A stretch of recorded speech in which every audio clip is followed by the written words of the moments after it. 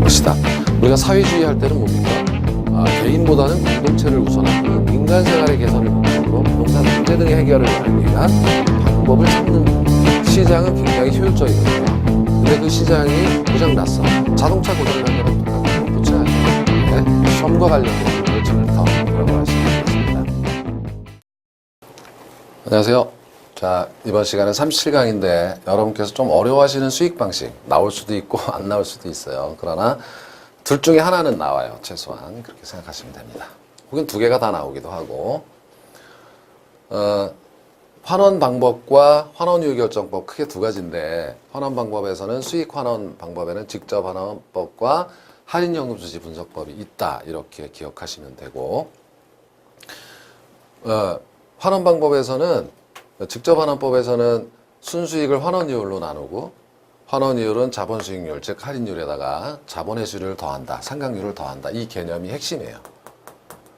할인연금 수지 분석법은 정의만 아시면 될 것 같고요. 그럼 이 환원이율은 어떻게 결정하느냐? 자, 조성법, 투자결합법, 에르두법, 부채감당법, 시장추출법 등이 있다. 이렇게 이제 간략하게 하나하나씩 구분하실 줄 알면 된다. 뭐 이런 정도예요. 그리고 계산 문제가 있을 수 있고요. 그래서 이 환원율 얘는 이 중에 하나죠. 가령 뭐 투자결합법 중에 일종이다. 이렇게 생각하시면 되겠습니다.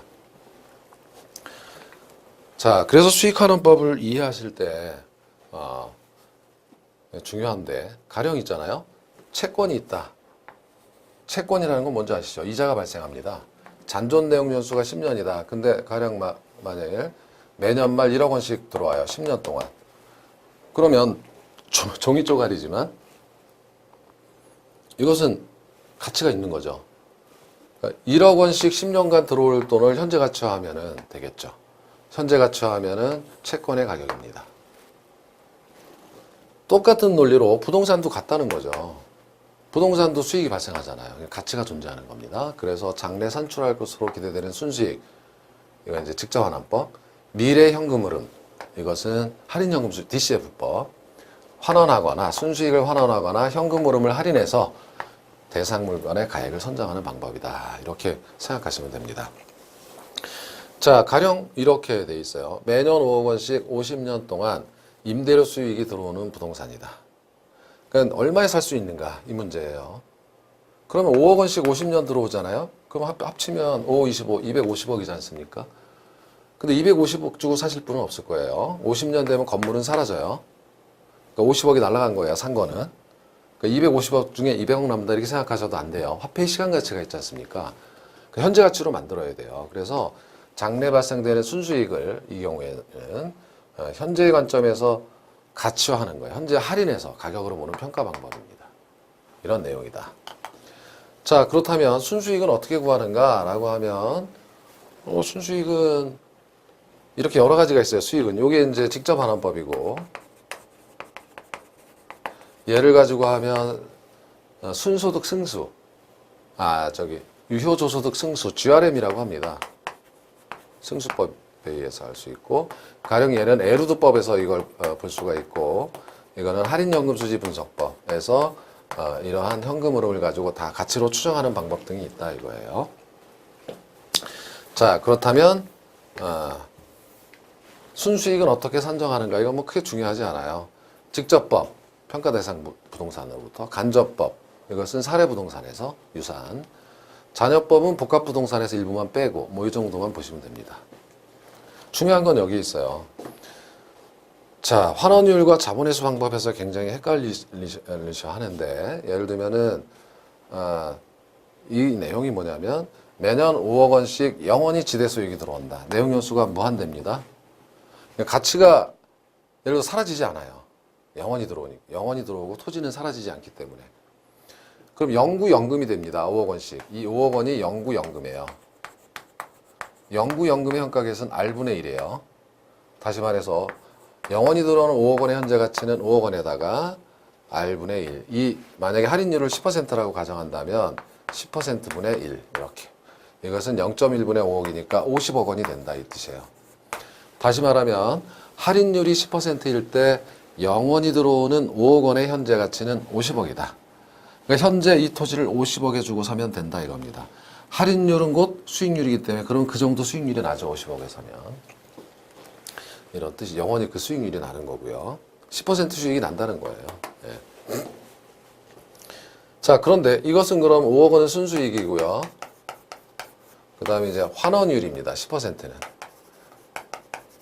그러니까 지금 환원율 10%로 순수익 5억 원을 나누어서 50억 원이 됐다. 이렇게 얘기를 한다 이거예요. 그래서 이 환원이율을 순수익을 환원이율로 나누면 가격이 된다.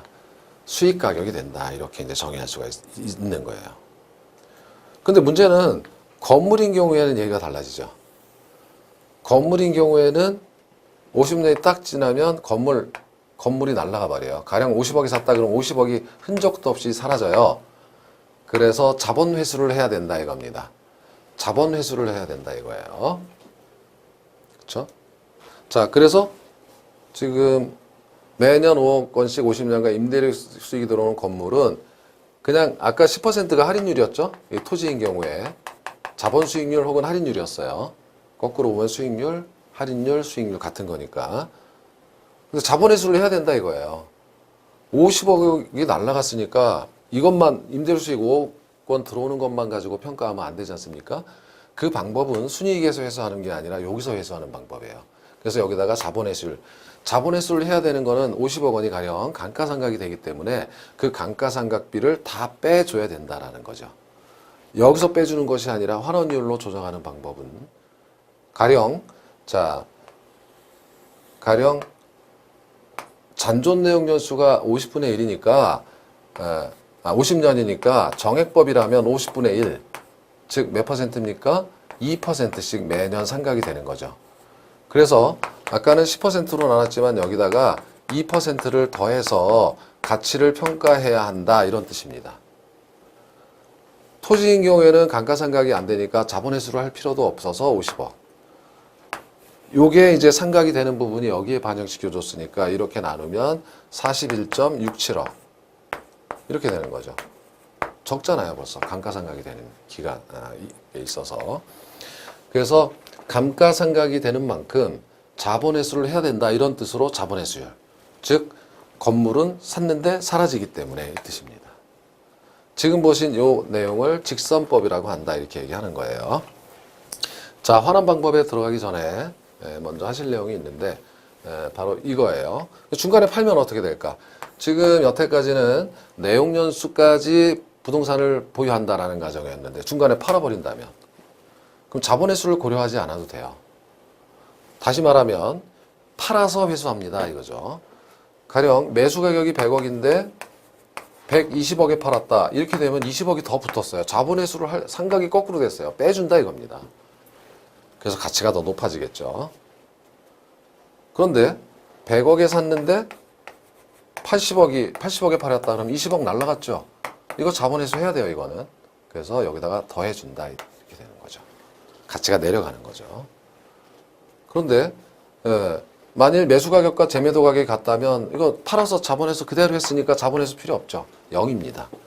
그래서 자본회수는 0이다. 이렇게 되는 거였어요. 자, 이제 자본회수 방법을 보면 직접법은 아까 보셨던 토지입니다. 자본회수를 할 필요가 없죠. 왜? 대지나 농지, 염전 등 내용연수가 무한해서 투하자본을 회수할 필요가 없어요. 감가상각이 되지 않아요. 그래서 0입니다. 그래서 자본수익률로 나눠주기만 하면 된다. 이건 보셨고, 이제 직선법은 정액법과 같은 용어입니다. 직선환원법이라고도 하고, 건물 등은 어떻게 됩니까? 이거는 매년 상가액이 일정할 것으로 추정할 수 있죠. 매년 일정하다는 것은 n분의 1, 잔존 내역연수분의 1. 잔존 내역연수가 50년 남았다 그러면 50분의 1. 그러니까 2%씩 50년 회수하면 100% 회수한다. 만약에 100년 남았다 그러면 매년 1%씩 회수하면 되잖아요. 이렇게 회수율을 더해준다 이런 뜻입니다. 그래서 이건 아까 보셨던 사례에서 50년이니까 2%를 더해서 12%가 된 거죠. 자본 수익률이 10%라고 가정할 때 여기 자본회수율을 2%를 더해준 사례가 바로 이 사례였어요. 자, 그런데 이제는 여러분 좀 어려운 내용이 두 개입니다. 상환기금법과 연금법이 남아있는데 이제는 지금 가령 예를 들어서 100억을 만든다 이거예요. 100억을 만들어야 되는데 만약에 잔존 내용 연수가 50년이라면 2억씩 이렇게 정액법, 원가법을 생각해 보시면 넣으면 100억이 됐죠. 2, 50, 100억이니까. 그리고 가령 50년이면 2%씩 이렇게 회수하면 100% 됐죠. 근데 이자가 발생한다면 2억보다 적어야 하고 2%보다 적어야 합니다. 적게 적립해도 100억이 만들어져요. 이자가 발생한다. 회수된 자본은 매기간 무협일로 재투자된다라고 가정한 것이 상환기금법이에요. 그러니까 무협률, 이자율이 좀 낮게 발생하겠지만 2억보다 작을 거고 정액법이라면 원가 방식에서라면 직선법 수익 방식에서는 퍼센티지니까 뭐 1.5%씩만 회수해도 가령 100%가 된다 이거예요. 그런데 이것을 구하는 방법은 그럼 얼마니? 라는 것은 여기에다가 감채인계수 곱하면 되죠. 여기는 기간에다가 무혐의자율이에요. 그래서 무혐의자율의 감채인계수가 100%는 곱하나만 하니까 자본회수율이 되는 거다 이런 뜻입니다. 그렇죠? 그러면 연금법은 무엇이냐라고 하면 연금법은 이제 자본수익률로 재투자한다 이거예요. 광산이나 아까처럼 산림처럼 재투자 필요 없는 것이 아니라 이제 건물 등 재투자한다 이렇게 가정하면 여기는 이자가 높은 이자가 발생하잖아요. 그 이자 높은 이자는 자본수익률이에요. 아까 무혐의자율보다 높겠죠. 그 감채인계수를 곱해서 구하면 된다 이거예요. 그렇죠? 가령 이제 100억 원의 어업권을 매년 감가상각하는 경우에는 이렇게 어업권은 거기다 어장 같은 거 계속 재투자하니까 수익률이 이제 더 높게 나올 수 있다 이거예요. 자본수익률로 재투자한다 이런 가정이 되는 거죠.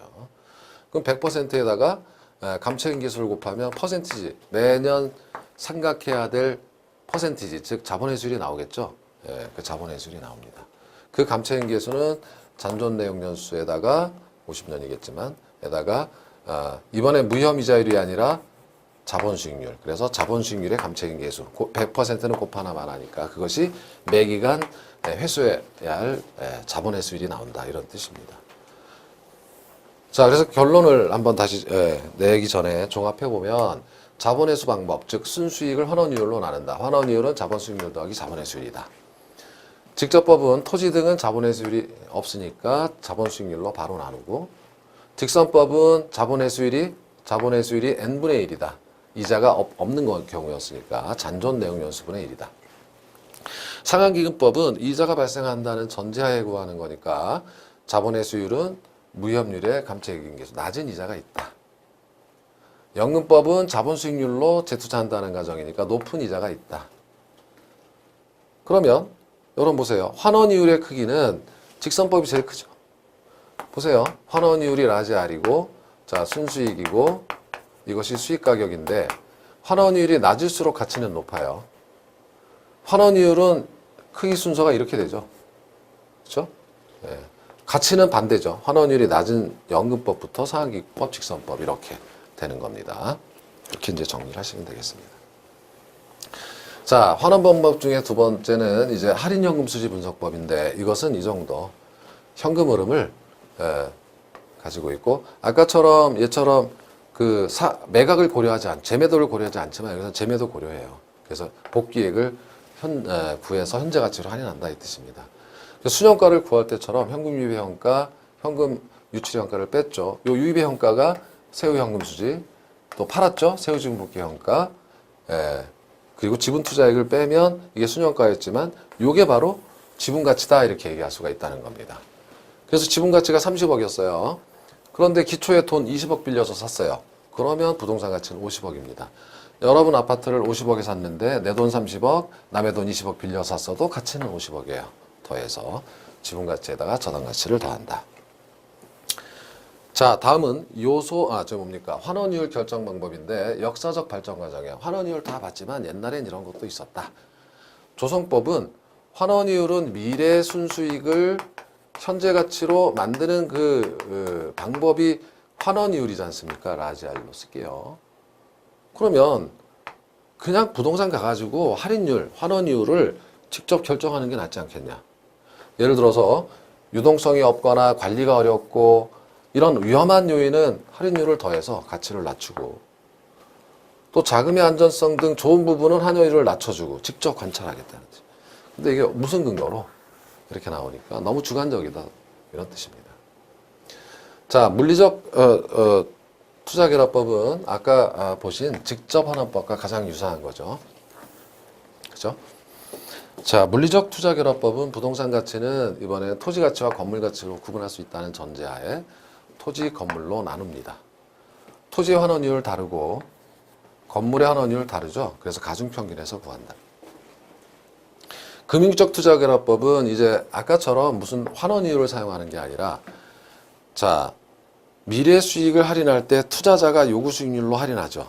그 요구 수익률이 저당 투자자 은행하고 지분 투자자하고 달라요.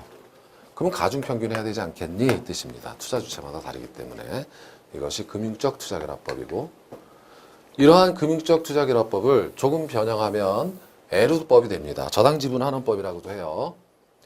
자, 에루드는 여기까지 하면 지금 금융적 투자결합법인데 여기다가 이 변수 두 가지를 본 거예요. 가치가 앞으로 올라갈 것으로 예상이 되면 가격이 높아져야 되겠죠? 그렇죠? 네. 그래서 빼주는 겁니다. 환원이율에서.